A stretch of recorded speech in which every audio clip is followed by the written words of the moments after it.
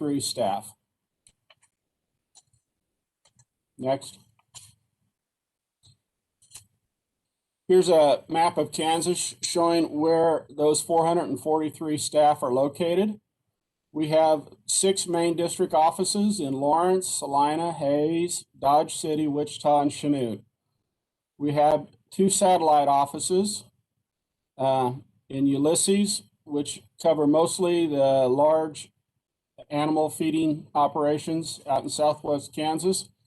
And then the 9 staff in Frontenac and very southeast part of Kansas covers our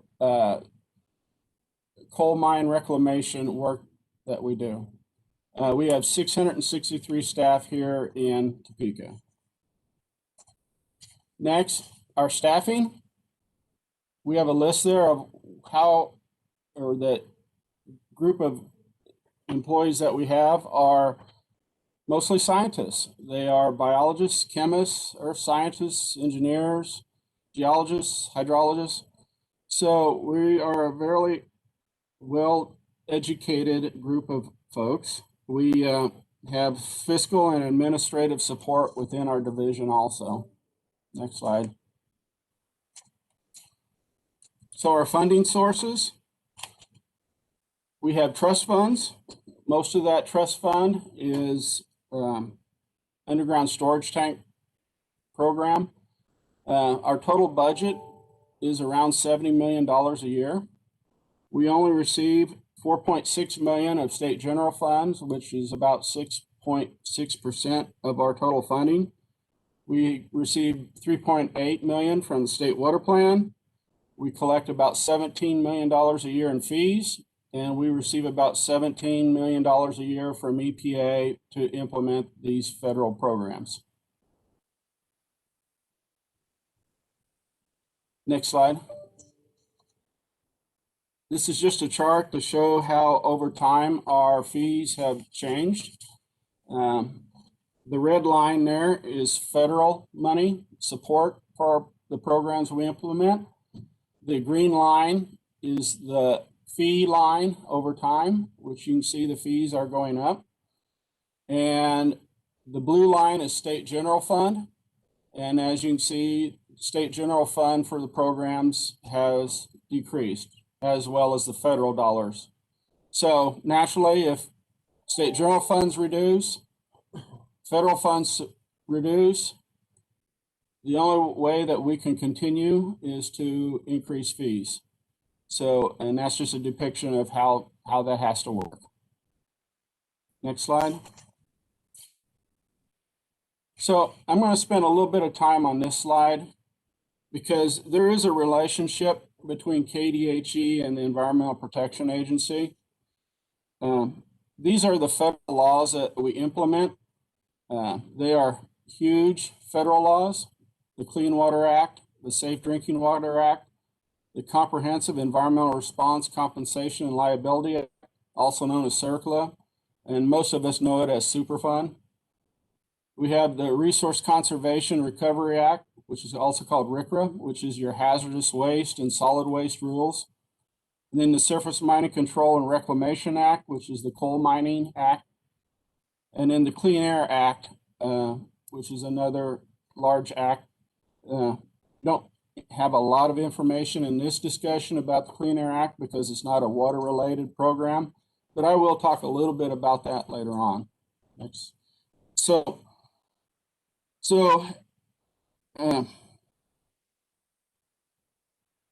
one of the things I want to point out, because one of the questions that we get several times is, why is environment in Kdhe? And the reason for that was initially, I'm sure, is because every one of those acts that I listed there are to protect human health, human safety, and the environment. Every one of them has a public health part of it for clean water, clean air. So that is why I think we were put in with with the environment, was put in with health. Colorado is organized the same way, as well as South Carolina. But those are the only two I can think of right now that are organized this way. So we're a permitting agency. We issue permits to run a landfill, permits to discharge into a stream, permits to allow emissions into the air. So we are highly regulatory in nature. The normal process that we go through is we receive an application for a permit. We provide a technical review of that application. We then issue the permit after usually a public comment period. After the permit is issued to the facility, we look at the compliance of that facility regarding the permit. We inspect that facility to ensure that they are following the requirements of the permit.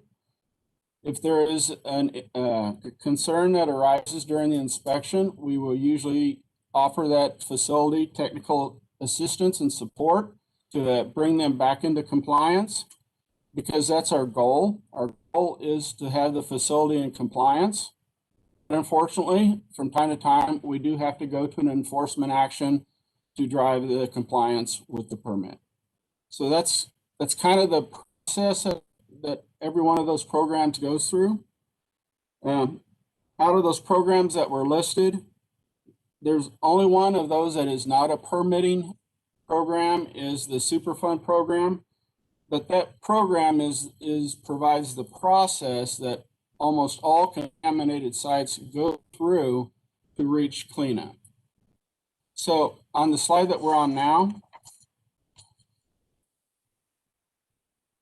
the way it works is that EPA, these are federal programs. EPA delegates those programs to the state to implement. Some of the programs also have memorandums of agreements with EPA on certain things. Generally, we have a good relationship with Region 7 EPA in Kansas City. The way it works is we have to write a work plan for every year and provide them what we are going to do to receive federal funding. That's mostly around permitting requirements and permitting numbers, and then inspection numbers. For that work, they then issue us a fiscal support. Kdhe is the EPA for the state of Kansas. It enforces all the federal laws. The goal is compliance with the federal laws. So they provide program overviews, audits. They'll come in, look at the program, see how we are doing, if we are meeting our targets, and then in return, we give them our numbers, how many inspections we did, how many permits were issued. So we provide the program goals and reporting back to EPA so that they can then take our numbers, wrap them up with the other states, and provide Congress with the national reporting on how well these programs are being implemented in the United States. So one thing I do want to point out while I'm on this slide is that EPA can insert themselves if they don't think that we are handling the non-compliance issues correctly.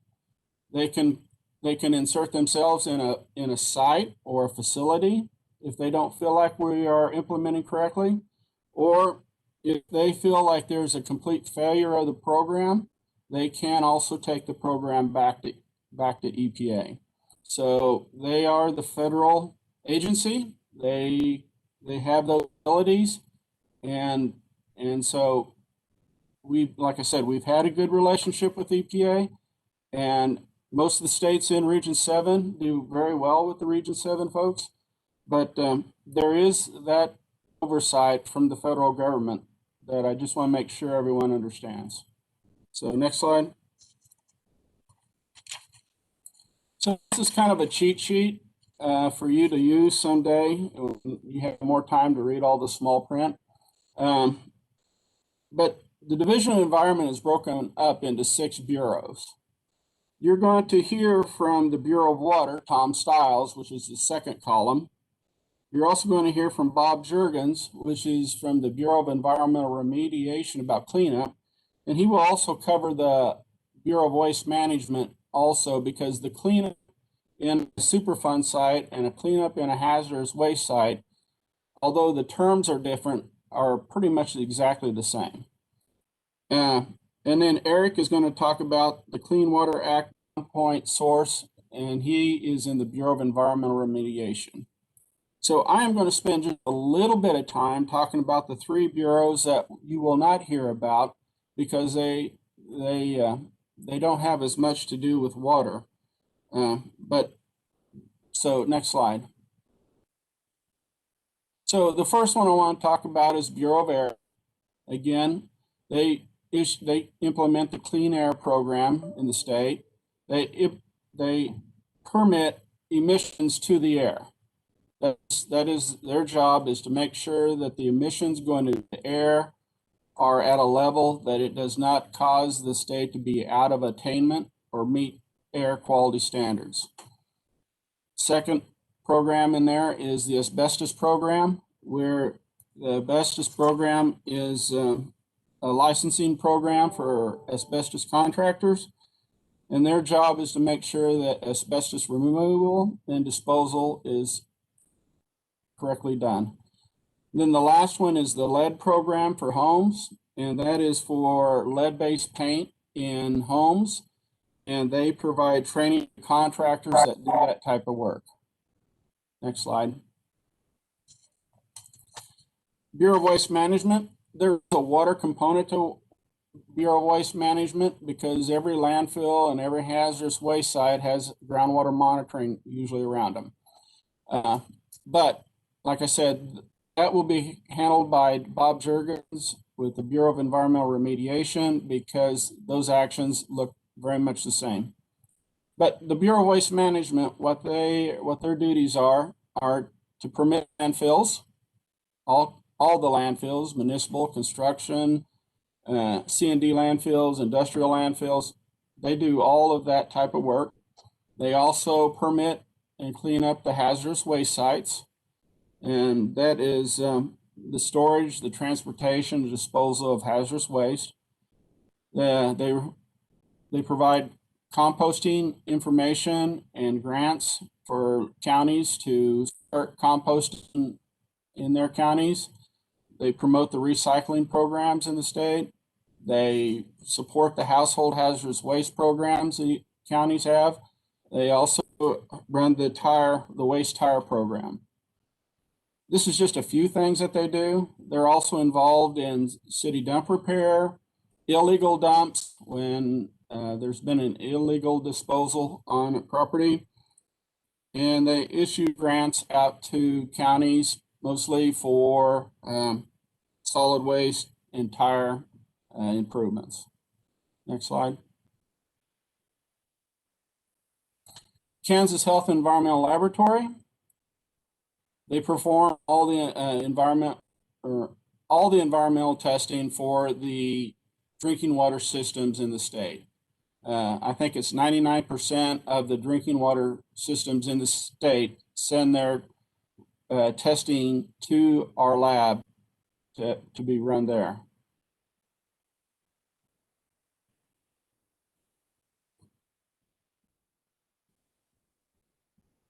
Can I continue? Do. All right. They also run all the health samples in the state that come to us. The newborn screening program is there, where every infant in the state is tested for potential diseases that they may have. They perform all the state's sexually transmitted disease testing, the influenza, tuberculosis, any food poisoning complaints. They investigate any white powder envelopes that show up, go to the lab there. And probably what everyone knows about is the COVID testing that they've been doing at the state lab. Next thing at the lab is the breath alcohol program. And that is a program in which they provide training and certification for the breath alcohol testing equipment in each county. for law enforcement so that they have evidence that they can admit into court that will stand up in court. And then the last thing I want to mention for the lab is the lab certification programs.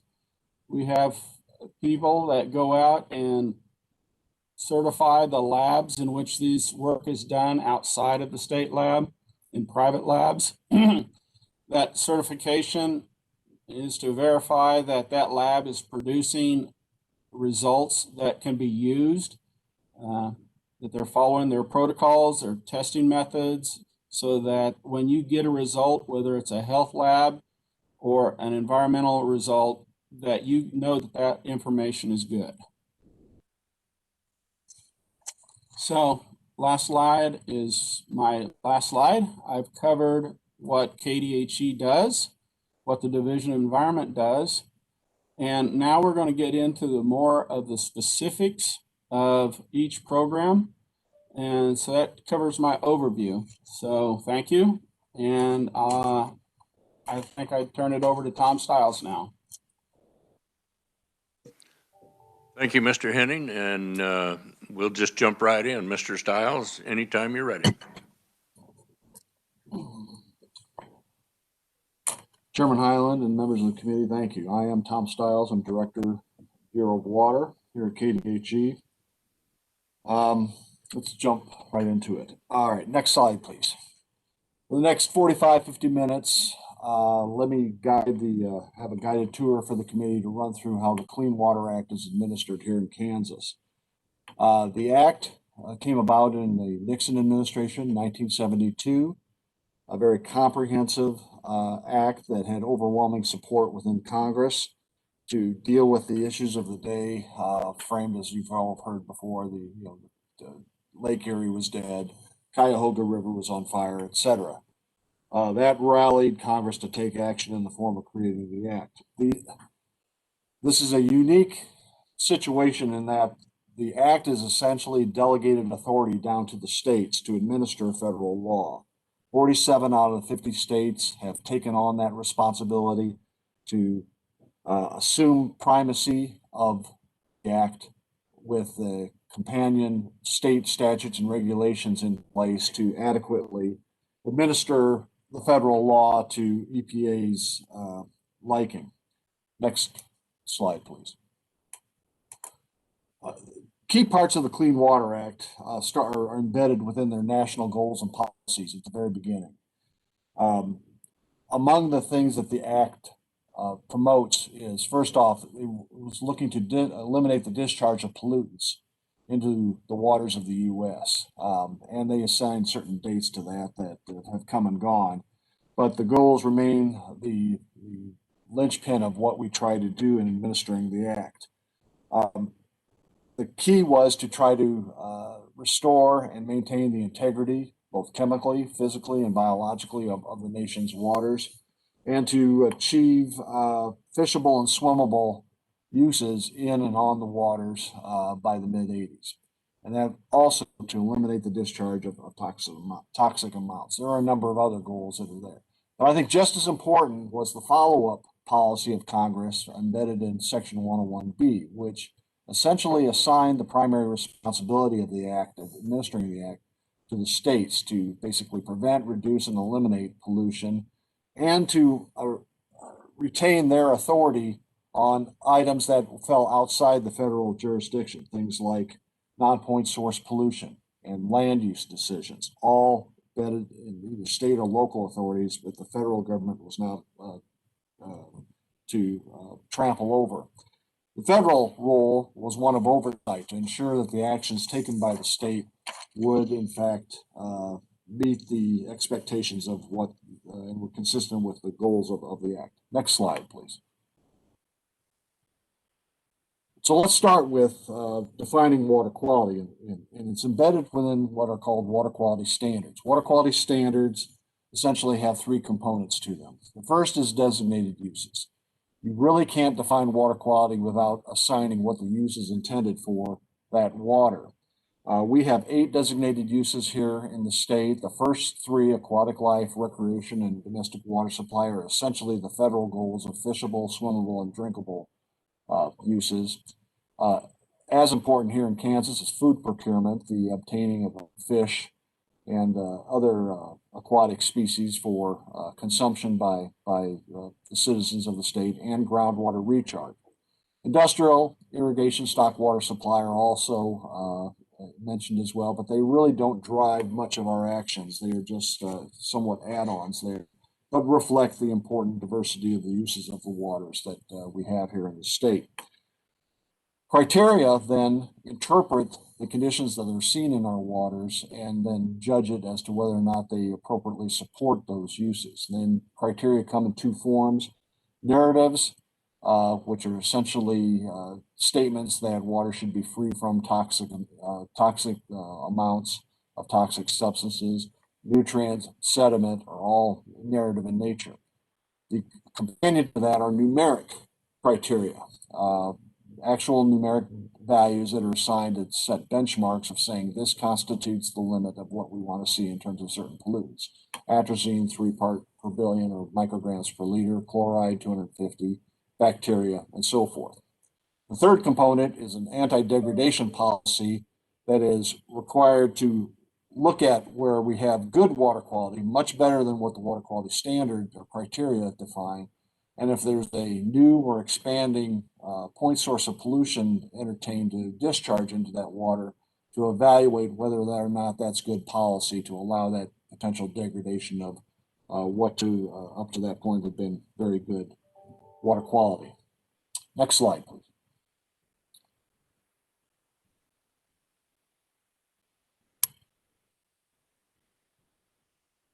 We stuck? There we are. This are the classified streams in the state. What this represents essentially is perhaps what the committee has heard before over the past 5 years or so, the debate nationwide over what constitutes the waters of the U.S. or WOTUS. For us, these classified waters you see on this map essentially represent the waters of the U.S., but that's just a subset of waters of the state. Every bit of water, both on the surface and underground, are essentially waters of the state, and Kdhe is charged with protecting all of those waters. It's just a matter of where federal jurisdiction also comes into play and how we apply the Clean Water Act to provide that protection for a variety of these waters. Next slide. Here's an example of applying numeric criteria. This is a graph of chloride. The standard or the criteria for chloride is 250 milligrams per liter, represented by the red line. The orange triangles are the Arkansas River. And as you can see, much of the river over time has seen chlorides well above that. That essentially notifies or renders the river as unfit for domestic water supply, which is the underlying use that the 250 milligrams per liter is essentially defining as the appropriate level there. Contrast that with the blue circles, which are the Kansas River. For the most part, all fall well below that 250 red line marker. And in fact, the Kansas River is used for surface water supply here in Topeka or down at Lawrence or Water One in Johnson County.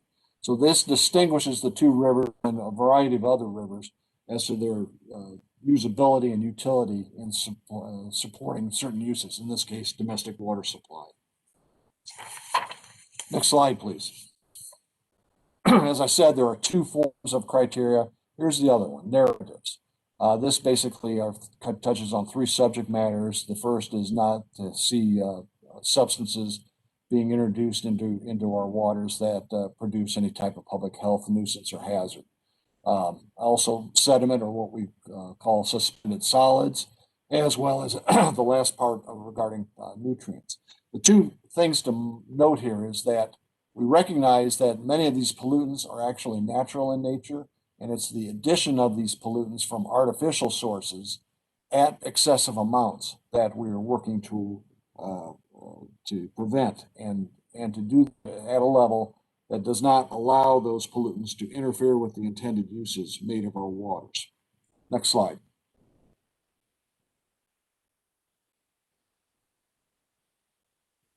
This is the map of our surface water stream chemistry sites on our streams and rivers.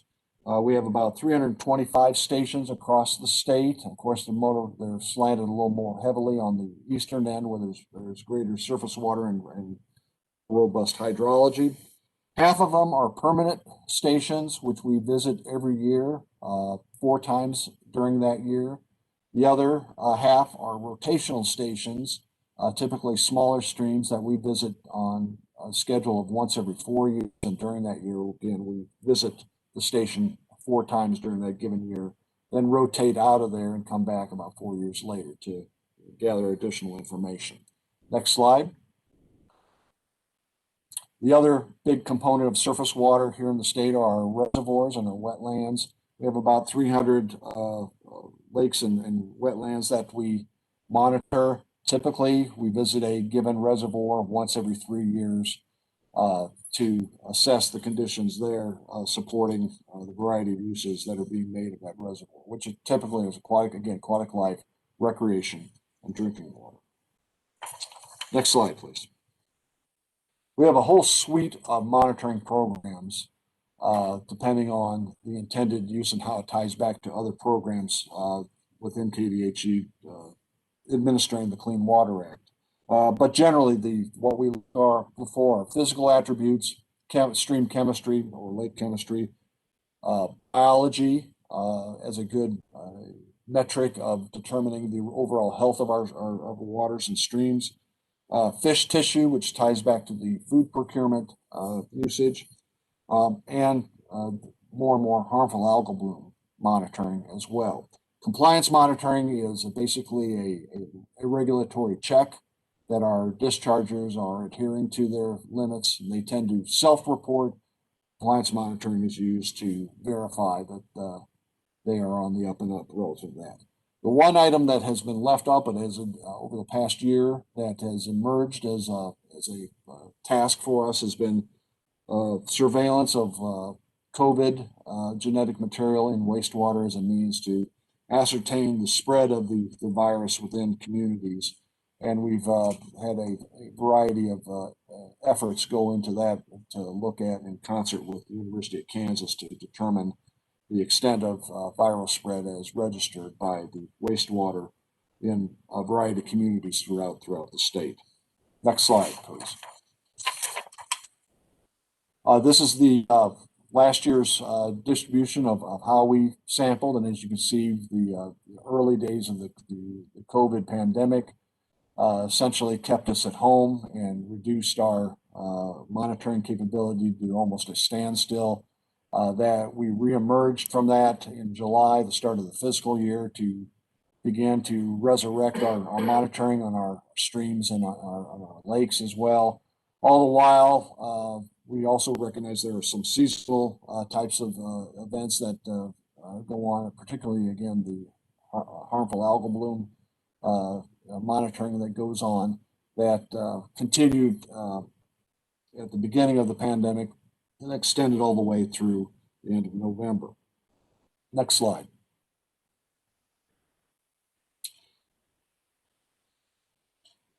Section 303D of the Act essentially is the pathway to move from just the acquisition of data and turning it into information that can then in turn be lead to appropriate actions to try to maintain or reattain water quality, good water quality. The data that we collect is assessed, generally judged against the variety of water quality standards that we're using to ascertain the achievement of our uses. That assessment will identify waters that are impaired. That impairment then, under the rules of the Clean Water Act, to get us to create total maximum daily loads, or TMDLs, which essentially are a reduced desired level of loading of pollutants that have heretofore caused the impairment, how to ratchet those loadings down so that the water quality standards can again be reattained. The TMDL process then not only looks to try to define what that reduction should look like, but then allocates the appropriate amount of loadings among point sources, which are regulated, and non-point sources, which are not regulated, and holds out a portion of the loadings that are desirable as a hedge for the environment, so that we work toward not continuing to overload our stream and lake environments with excessive pollutants. Next slide. This is the concept of the TMDL. Yet on the left is the current loading of an impaired water, and the contributions that are coming from point sources represented by the blue wedge and the orange non-point source contributions. Those combined create an overload of pollutants that are causing the impairment. The role of the TMDL is to reduce that, represented by the right circle or pie, and to allocate those reduced loadings appropriately to the distribution of non-point sources as well as the point sources. And again, that green wedge is essentially a hedge that is held out from any type of allocation to continue to provide a safeguard for the environment. And again, as I said, the point sources or NPDES is enforceable through the permitting process. Non-point source here and certainly at the federal level is not enforceable, is not regulated. Next slide. The big rule, remember, the big rule was to eliminate the discharge of pollutants into the waters of the nation. That is the main job of the Clean Water Act. Pollutants, as in the top text, describes the variety of things that constitute what a pollutant is. But the key here is that to prevent it is to regulate the discharge of pollutants, which has three attributes. That there is a pollutant, that it's added by a point source into the waters of the nation or waters of the state. The point source on the bottom then basically lays out all the variety of mechanisms that those pollutants can be delivered to waters. The key, though, there are some exclusions, and among them is irrigate runoff from ag lands and return flow from irrigated agriculture lie outside the realm of regulatory oversight under the Clean Water Act. And that is essentially defined why non-point source is not regulated. And it's been that way since the advent of the Act back in 1972. Next slide, please. This pictorially is just a variety of the point sources that we regulate, ranging from wastewater treatment to stormwater, and both in terms of large towns and small town lagoon systems, or retaining structures or basins off of construction sites, etc. But it's all keyed toward eliminating the discharge of pollutants via either wastewater discharges or stormwater runoff from urban areas that introduce pollutants into our water. Next slide, please. Next two slides will essentially present the anatomy of what a Kansas pollutant permit looks like. Typically, for a given facility, they receive a permit from us, but it's actually it's two permits. One is the federal permit, the National Pollutant Discharge Elimination System, or NPDES permit, but joined at the hip is the state's version of the permit, which is the Kansas Water Pollution Control Permit. So every permit has this joint authority attached from both the state authorities as well as what is guided by the Clean Water Act itself. The permits typically run every 5 years, and after the 5 years, then they go through the process of reissuance and are renewed for another 5 years. Treatment typically is described at the front page of every permit, and it comes in two forms. For like small towns or small commercial developments or industries, it's retention lagoons. For larger cities and more complex industries, it comes in the form of mechanical treatment as a means to apply certain chemical and biological principles to try to reduce and eliminate the availability of the pollutants within that wastewater, and then the discharging wastewater then enters the stream without causing an impairment relative to water quality standards. Slide. Every permit has certain technology limits placed in them. to basically set the line of this is at a minimum what has to occur as a result of the treatment process. Again, our small town lagoon systems typically are holding the wastewater for about a 4-month period typically, and letting natural biological processes eliminate the waste products that are contained within that wastewater. The mechanical plants, again, emulate some type of biological or chemical reaction to eliminate those pollutants as well. All have monitoring requirements. The only difference is the time scale at which that monitoring occurs. For the more sophisticated facilities, the time step can be daily or weekly. For many of our facilities, it's just monthly, and for some of our small towns, it's quarterly or just annually, depending on the pollutant and the type of facility that we have permitted. Some are water quality based, again tied back to numeric criteria. All have some standard conditions that place expectations on reporting back to Kdhe, managing bypasses or spills, operation and maintenance, and making sure a certified operator is in charge of the facility operations. And then some have supplemental conditions for unique situations and requirements, such as allowance for using reuse of that wastewater for irrigation of ballparks, golf courses, etc., or unique monitoring expectations and requirements as well. Next slide.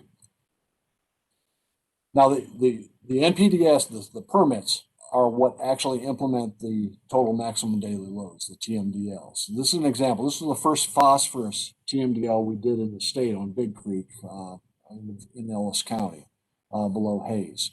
And as a result of the TMDL and the corresponding waste load allocation that was assigned to the city, Hayes invested in improvements and a new wastewater treatment plant that basically came online around the beginning of 2018.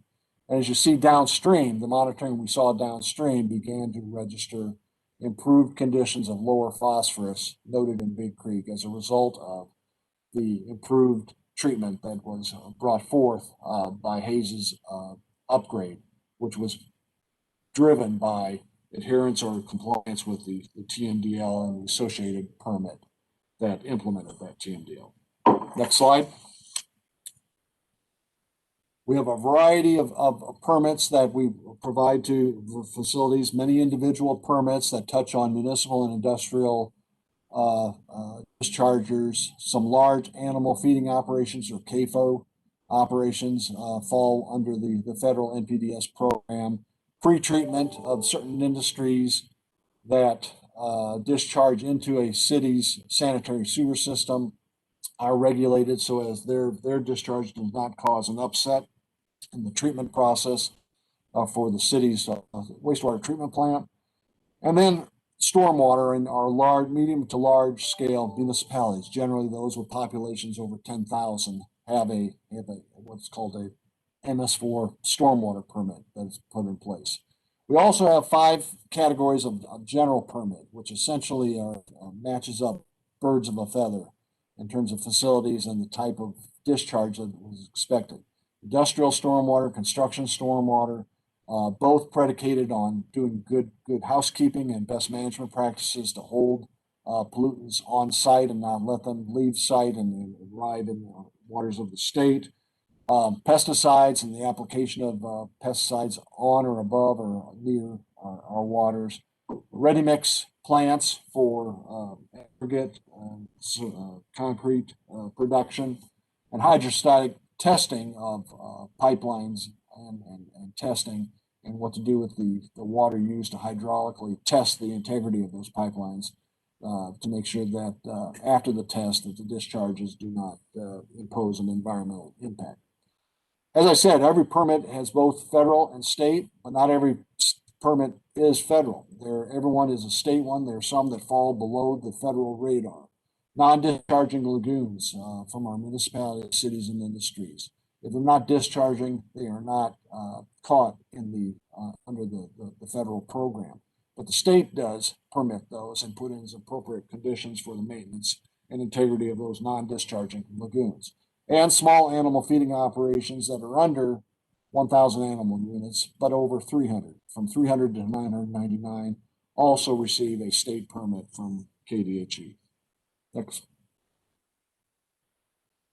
This is our universe, generally over about 860 individual federal permits, followed with another 475 or so state permits, tied back our mechanical plants for our larger systems, both large industry and municipalities, about 120. The balance then 330 or so, again, utilize the more passive treatment process of retention lagoons, again, holding that wastewater for a period of months before it discharges to our waters. Construction stormwater, again, putting in best management practices for in the name of erosion control, essentially dwarf everything else, and they are relatively short term during the period of construction, and then are terminated after the project has been complete. But as you can see, there's a variety of these permits that we manage, again, with an eye toward reissuance again on a 5-year cycle. Next slide, please. This is again our track record of permit development and reissuance over 2020. Again, the impact of COVID was seen in March and April. By May, we got our feedback under us using telework capability and understanding how to work the system, and we resumed production and issuance of our permits. You'll note, particularly routinely, and again, COVID complicated that, but the March, June, September, December tend to have large spikes. That's because of lagoon systems that are issued essentially quarterly, and as opposed to other individuals that are month by month. So there's usually a large outflow of issued permits on those at the quarter break. If we had displayed construction permits on here, they would again dwarf all the numbers there because they are our most active applications we see coming into Kdhe that we typically try to review and issue under the general permit to achieve and get those projects underway. Next slide. Quick note. Now, this is a little out of my field because FO regulation falls to the Bureau of Environmental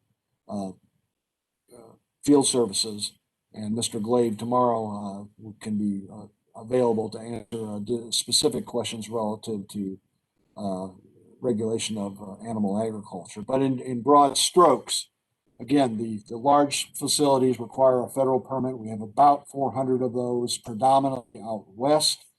A number of the state facilities, again, between that range of 300 and 999, receive a state permit, and they are distributed all across the state. We additionally have about 1,300 facilities that have been registered with Kdhe that allows Kdhe to determine whether or not they need a permit or whether there's a actual potential for that facility to pollute waters of the state. If there is so, then they go through the permitting process. Many do not, however. This last year, we had about 100 NPDES permits renewed. 2 of them were actually new facilities. Just about shy of 200 state permits were reissued, and 4 of those, and then 15 new facilities came to us to be registered and then certified as to whether or not they had a potential to pollute and needed to be permitted. These facilities, as a rule, do not discharge under extreme wet conditions. The 25-year, 24-hour storm makes allowances for that. But the principal interest of our permitting process is to retain the waste on site, both in terms of solid waste being held back, as well as any wash water that is retained within lagoons. Those lagoons are appropriately sealed to protect the underlying groundwater and have adequate freeboard to minimize the probability of them discharging. And then both solid waste and the wastewater can be made available to apply across land at agronomic rates and are held to nutrient management plans to lay out the conditions under which those applications can be made. Next slide. Once the permits are in place, then it falls to Kdhe to make sure that the facility remains in compliance. We do that two ways. First off, the facility sends in their discharge data, and we evaluate it against their permit limits to see if they are remaining in compliance or whether there's some problems. If there are, again, single incidents are merely the canary in the coal mine that we begin to look at a facility to make sure it doesn't become a pattern. Once it becomes a pattern, then the first thing we do is try to deal with the issue through technical assistance by directing Kansas Rural Water Association or other vendors to help that facility get back on the right side of the law. The second way we ensure compliance is our district office staff, one of the 6 district offices across the state, go out and perform routine inspections of those facilities to make sure that they're complying with all the conditions of the permit and that the facility continues to be run in a good fashion and that there's been adequate documentation of the what has gone on in terms of the operations of that facility. For our largest dischargers, those inspections happen once annually or at most once every other year. For our smaller dischargers, especially smaller towns and mechanical plants, it's maybe once every 2.5 years, halfway through a permit cycle, 30 months or so. And then for our small towns, lagoons, whether they're discharging or non-discharging, we typically visit them once during the permit cycle of 5 years or 60 months. When we find behavior that essentially is confounding us to basically get them back on the right side and in compliance, then we begin to do a series of escalating and enforcement actions, starting with letters of warning that then go toward directives from our office, and then ultimately, if need be, we have to go to administrative orders. Next. A quick comment about responses, emergency responses. Typically, what happens the most for us is dealing with bypasses from permitted facilities that releases raw sewage out into the environment.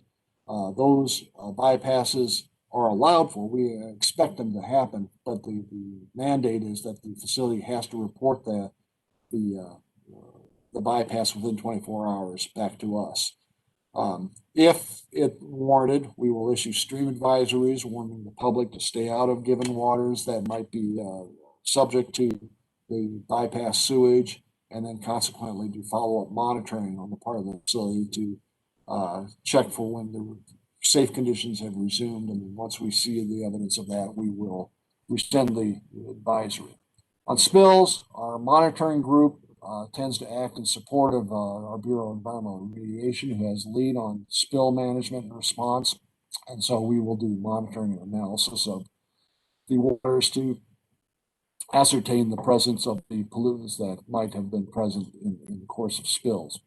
Fish kills is a joint effort between Bureau of Water and Bureau of Environmental Field Services at the district offices to investigating the cause of this. And typically this is something that happens maybe a dozen times in the year. But we first investigate as to the cause, whether it's natural or if there was some man-made influence that caused the fish kill, and in those cases determine if there's damages, which we might ask for remuneration back for causing that. And then finally, what has emerged over the past decade more and more for our response has been harmful algal blooms, and I'll touch a little bit on that. Next slide, please. Our recreation season runs from beginning of April to Halloween, and our harmful algal bloom response program essentially began to recognize that we were seeing more and more blooms occur in around 2010, and it's continued on to this day. We look at observations from our lake managers or our staff, photographic evidence, data regarding the amount of the blue-green algae in place or the associated toxins that those algae release, as well as now more and more utilizing satellite imagery, as you see from the panel on the right at Milford Lake.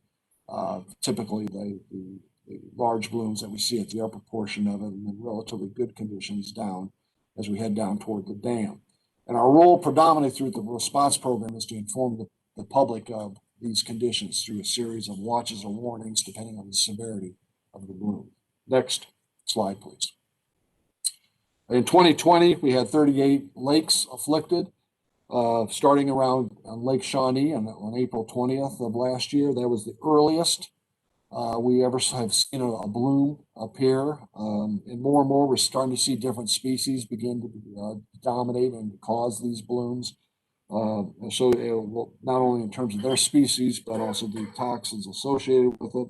And it's an ongoing effort to try to understand the science behind it and why it's happening and what we ultimately might be able to do something about. But all in all, it still remains an assessment to mitigate the risk to the recreating public, as well as our public water supplies that utilize some of those reservoirs that have been afflicted by the blooms. Next slide.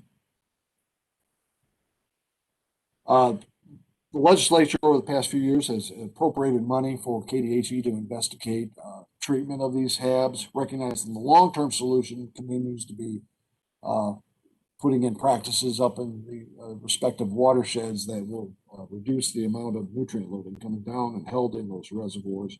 But that is a long-term investment, and just the sheer size of our watersheds means it's a slow process. So investigations are ongoing to look at short-term treatment that might be done to knock down the severity of our blooms. And we've, over the past 2 years, we've looked at a variety of approaches.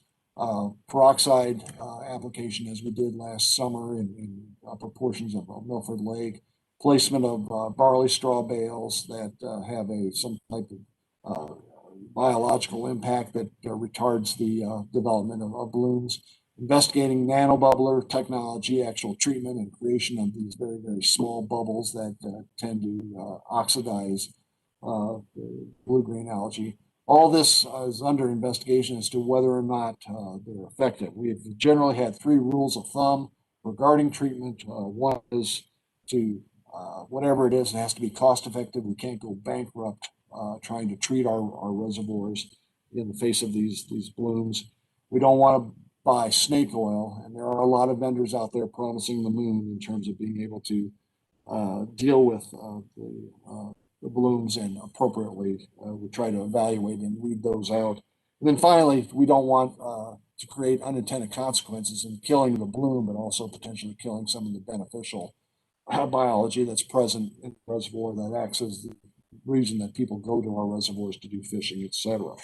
Our biggest problems that we've learned so far: scale, the size of our reservoirs really limits our ability to actually impose some type of control on it.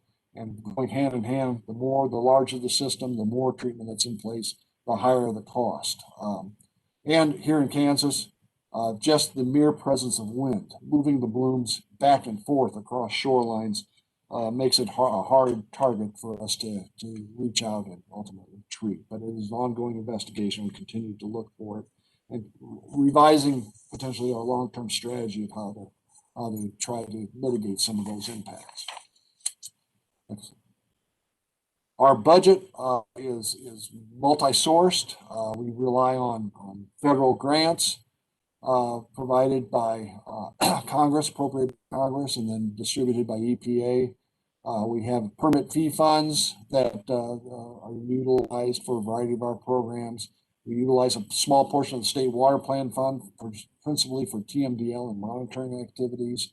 And we also utilize the Clean Water State Revolving Fund and fees attached to that to help support many of the functions here that are in support of building out the infrastructure relative to trying to bring about clean water. And as an aside, again, as I mentioned quickly, the legislature had appropriated a bit of money there that we are continually using, trying to expand and trying to investigate treatment tech approaches to attack the harmful algal bloom problem. Let me, at this point, shift gears a little bit and talk a little bit more about our state revolving fund, because it is a workhorse for the functions of rural water. Next slide, please. We actually have 2 state revolving funds that are both authorized under the Clean Water and Safe Drinking Water Acts, but also correspondingly have authorities under state statute. Essentially, the concept is that we take capitalization grants from EPA, we match those up, and we go into the bond market and issue bonds that are then provided to municipalities to bring forth and invest in infrastructure and then pay back to us over a 20-year period for clean water, up to 30 years for safe drinking water types of projects. Those repayments and the associated fees on tax and interest that's brought back pay back are the bonds that we have issued, but then are also available for investing in the next series of projects that come forth and are applied to.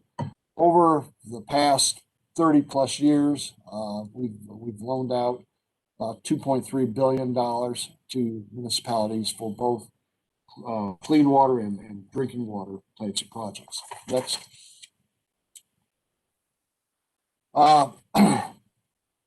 This is the overall picture of what we've done accumulated to date. The Clean Water Act, the Clean Water SRF started earlier and has tended to receive higher capitalization grants than the Drinking Water Loan Fund, which came about and was authorized later, and has tended to be a little the lesser of the two in terms of what is appropriated by Congress relative to that. That may change in the advent of this new administration and the push to deal with things such as the aftermath of the Flint, Michigan lead crisis, etc. Next slide.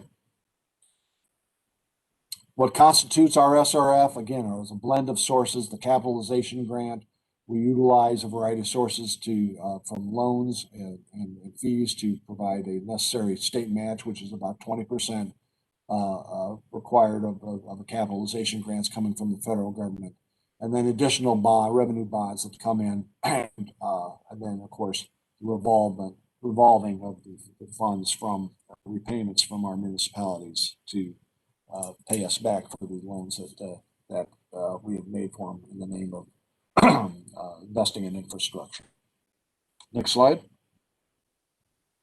So what types of projects under drinking water? It could be anything from water treatment plants, certainly interconnection to other systems, development of new sources of supply. We see a lot of water line replacement and water tank and tower upgrades and replacement, monitoring equipment, and as well as new valves and meters. We expect to see a lot of applications come forth in the face of the new rule regarding lead and copper, with lead line replacement probably being something that will be financed by municipalities to try to get on top of and remain compliant with that aspect of the Safe Drinking Water Act. On the water pollution side, again, it's water treatment plants, it's sewer rehabilitation and extensions, lagoon improvements for our small towns, etc. But it's also stormwater and stormwater controls in place. We also allow for loans to be utilized in engineering design work. And we have stuck our toe into the non-point source application of our revolving loan fund and trying to tackle some investments to try to abate non-point source impacts as well. Next slide. This pictorially, again, the projects that we again see, anything from treatment plants to pipelines, sewers, and again, maintenance of existing structures, as well as upgrading electronics and instrumentation to maintain good operations as well. Next slide. These last two slides essentially break out the distribution. Now, at least 20% of the loans have to go to towns of under population of 5,000. For water pollution control, that split has generally been a lot of the money has gone to, 2/3 of the money has gone to large cities. That makes sense just because of the economies of scale and the type of projects that have to go on our larger population centers as well. 1/3 goes to small towns, but inversely, when you look at the number of loans that are being made, over 2/3 are being given to our small towns. Again, those are smaller types of projects that don't cost as much, but they're given our distribution, our demographics, make up a great deal of the demand for our SRFs. On next slide. And this is my closing slide, but on drinking water, it's much the same thing. About a 60-40 split in terms of the dollars that are distributed by population, 60% going to large towns, 40% to small towns.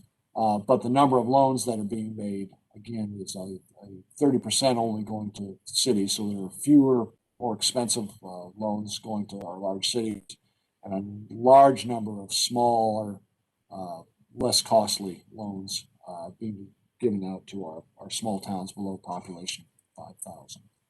That is a quick shot of how we've tried to administer the Clean Water Act. I think we can, between the Director Henning and myself, we can yield the remaining amount of the committee's time to try to answer the committee questions that they might have. Mr. Stiles, Mr. Henning, would you two be available tomorrow after the presentations to answer questions? Certainly, I think certainly I will, along with my fellow directors, and I think Director Henning could be made available by that time as well. Yeah, I have budget committee presentations tomorrow, but hopefully I can get to this committee after those. And the questioning will be at the end, obviously, towards after 10 o'clock. But the reason I ask is we have a bill that we need to get to the floor, and we need to do that today. So if we could hold the questions until tomorrow, I would really appreciate it. The committee would appreciate that. We can make ourselves available to accommodate your needs. So we'll be here tomorrow. Thank you very much, and we really appreciate the presentation. There's a lot of stuff there, and I have several questions of my own, and we'll get to them tomorrow. But for your patience, we appreciate that. Thank you. Committee, you received an email that I would like to work House Bill 2172. Zach, do we need to have an overview real quick, or has it been recent enough that people remember? Mr. Chairman, I'll leave that up to you, but I'm happy to do an overview. Committee, does anybody need an overview of this bill that we heard yesterday?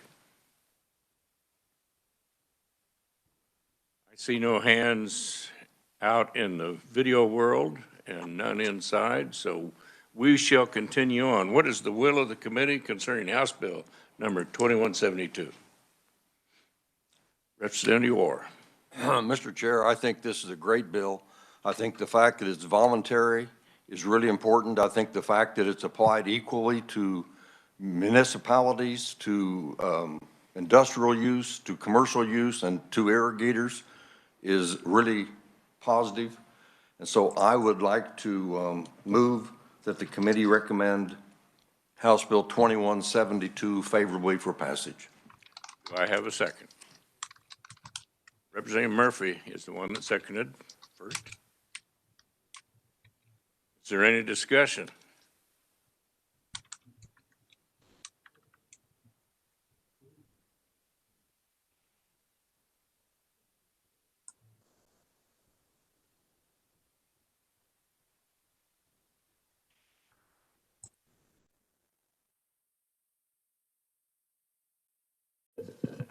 Trying to figure out which apparatus to use here.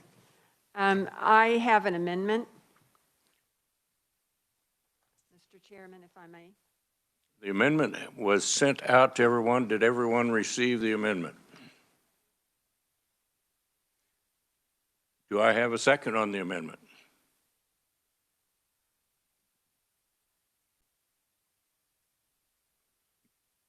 Was it received? It was seconded. Oh. And Zach, would you please explain the amendment?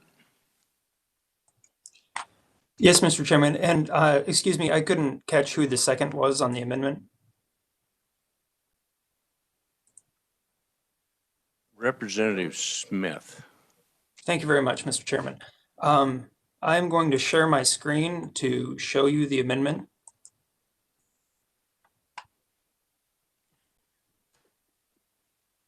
Okay, so this is the changes that are proposed. This was from Mr. Titus's testimony. This was, the changes are on pages 2 and 3 of the bill. So on page 2, in line 11, it would strike everything after 2009, and that would remove the phrase, if it is determined that approval of such a multi-year flex account would be in the public interest. And then on page 3, in line 4, after the word is, it would strike in the public interest and insert the language that you see there that is necessary for compliance with a local enhanced management area or intensive use groundwater area, and the corrective controls in the area do not prohibit the use of a multi-year flex accounts. And that's the end of the amendment. Thank you, Zach. Any questions for the reviser on the amendment? Seeing none. Check the video world. None there either.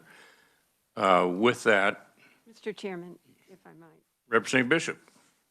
Thank you. I appreciate that. This was discussed during the actual hearing. It was, yes.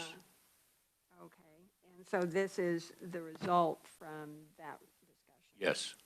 Okay. Thank you. Seeing no further discussion, would you close on your amendment? Yes, Mr. Chairman, I close. Thank you. All those in favor, please signify by raising your hands.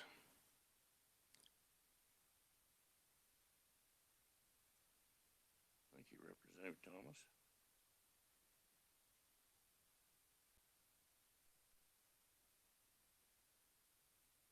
I'm looking out over into the video world now.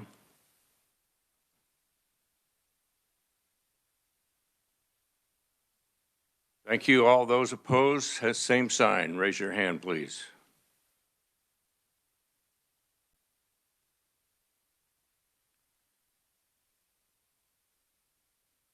The amendment passes. Back on the bill. Further discussion on the bill.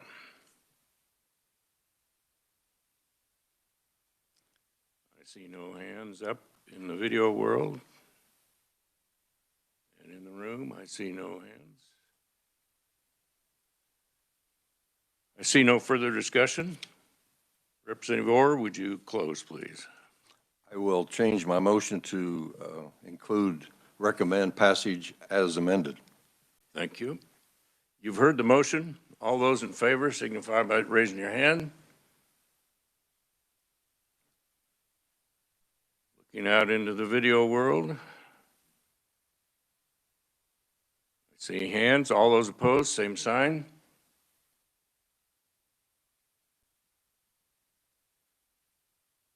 I see none. The bill passes. Thank you, committee, very much for that. We will continue with the Kdhe presentations tomorrow. And hold your questions, because we will go back and ask the two gentlemen today all those questions we have for them. And I think there'll be numerous ones, if I judge the audience correctly. So with that, thank you, committee. We are adjourned.